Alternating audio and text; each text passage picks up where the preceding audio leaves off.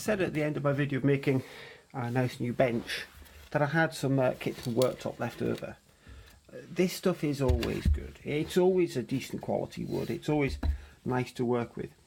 And what I decided to do with the remnants of it this time was turn into chopping boards. They will become Christmas presents for people this year, probably. So it's cut up, get the circular saw out, saw it, but it's rough and it's horrible.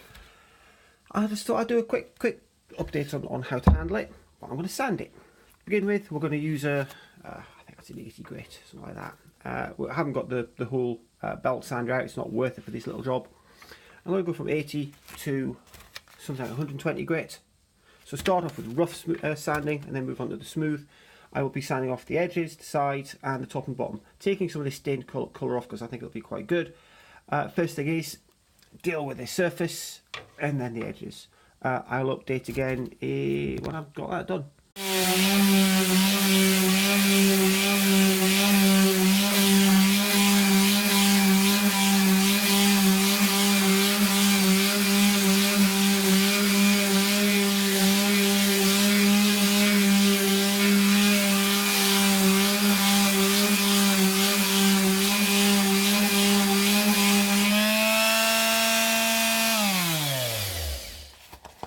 So that's the rough smoothing of that one done. You see the colour's far more uniform now than the unsanded side.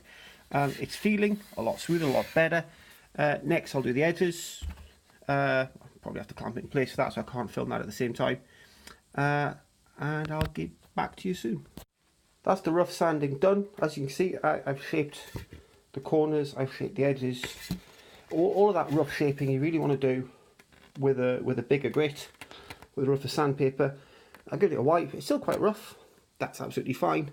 Now it's time for the finer sanding. I'm going to go to what I said it was going to be. I'm going to go to this one, 120 grit.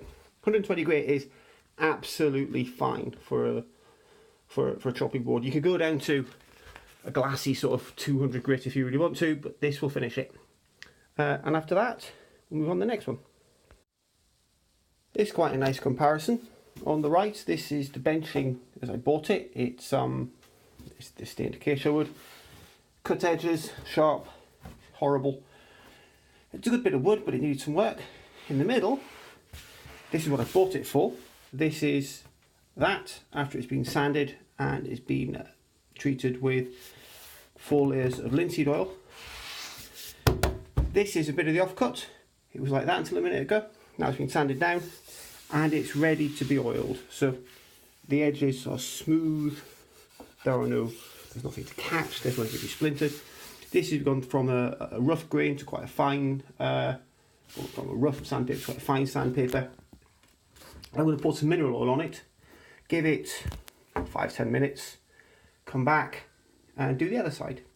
Effectively, we want the mineral oil to permeate it just a little bit to give it a waterproof protection. We probably don't need all the layers we have on this one, probably just a couple, and that will be it. Once I've got the mineral oil on and wiped off, this can be stored away and that'll be a present for someone soon. So that's done now. We've gone from untreated rough wood through 2 grade of sanding, through to oiling it with mineral oil. Whole thing took about half an hour. Of course, most of the actual work took minutes. There was time waiting for the 2 oilings, the top and bottom surfaces and the side to sort of soak in. All we've really done is we've got ourselves a nice raw wooden surface and we've allowed the oil to permeate in to protect it. With any wooden chopping board, of course, any wooden bench, you want to oil it again once in a while. But ultimately, that's all you need to do. Cut up the benching, get it sanded nice and smooth, and get it oiled.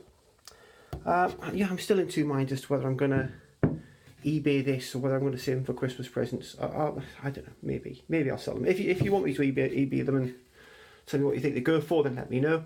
And I'll talk to you again soon. Thank you very much.